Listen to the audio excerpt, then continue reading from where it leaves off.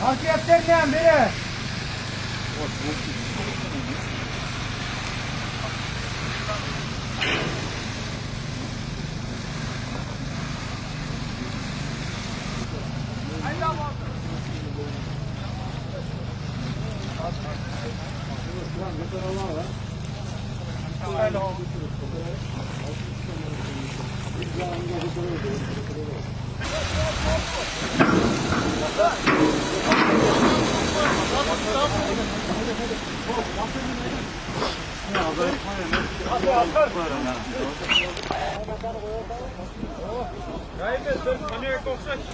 Өзгөчө кырдаалдар министрлигинин Ош шаары боюнча башкармалыгынын ыкчам нөөмөт кызматына 21 декабрдын 23:48 минутасында ушул темир жол станциясында күйүүчү чыма жүктөгөн вагон оодарылып, жарандарды басып калды деген маалымат түшкөн.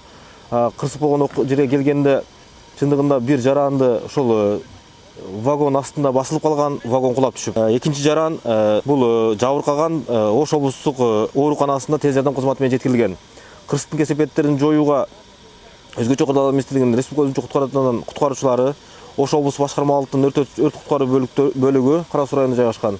Ошондой эле Ош шаардык башкармалыктын куткаруу кызматынын куткаруучулары жана өрт куткаруучу бөлүктөрдүн куткаруучулары тартылды. Учурда биз куткаруу иштерин, чыгаруу иштерин убактылуу токтоттук. Себеп дегенде ушул астында жаран өзүнүн жилети менен көрүнүп турат, азыр көрөсүздөр. Ошол жерде турат. Бирок бул жерде таянган, бизде бүгүн азыр учурда ушул сынган балкалар турат. Үстүндөгү цистерна жүгү менен, толо күйүүчү май менен ушул балкага таянып турат. Биз колдон келишинче аракеттенип казуу иштерин барып жеттик.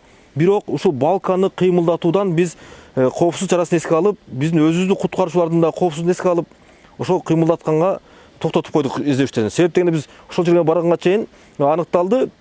Адамдын ушул теңинен өйдө жагы, оң колу, бир колу ошол балкага кошулуп басылып калган. Учурда биз балканы кыймылдатуудан коркконубуздун себеби ушул балканы кыймылдатсак, бул цистерна бул жака ооп кетиши толук ыктымалдуулук бир жаратканына, коопсуз жаратканына байланыштуу биз убактылуу токтоттук.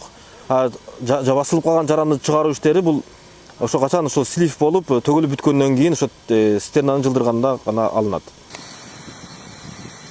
Бизде 19:35 московский саат менен бизге кабар келди. 19:35 бу жерде кырсык болуптур. 6 вагонду подъездной путь, МЧСтин подъездной путуна киргизип атканда 3 вагон оодарылып кетти деген кабар келди. Биз Жалал Абадтан жетип келдик бу жерге. Жетип келгенде уже бу жерде куткаруу иштери жүргөн экен. МЧС бөлүмүнүн бригадасы полный иш кылып аткан экен. Бир каза болгон адам бар, фиксированный каза болгон адам бар и бир адам пострадавший бар. Пострадавший легкие травма, легкий ушиб и шоковое состояниеде больницага жеткирилген. Азыркы моментте абалы жакшы.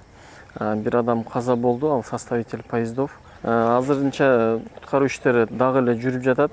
Азыр каза болгон адамды чыгарганга мүмкүнчүлүк жок, анткени вагон оодарылып басып калган. Ошого азырынча вагондун ичиндеги жүктү чыгарышка аракет кылып атабыз. Насостор менен башка емкостке куйганга аракет кылып атабыз. Эмне үчүн токтотулган деген суроого жооп болот. Азыр дальше куткаруу иштерин уланта турган болсок, куткаруучулардын өзүнүн коопсуздугуна туура келбей калат экен. Куткаруучулардын өзүнүн коопсуздугун сакташ максатында азырынча токтотуп койдук. Анткени вагондор дагы эле дальше уже дальнейшем уланта кетсек, вагондор дагы оодарылып кетиши мүмкүнчүлүгү бар.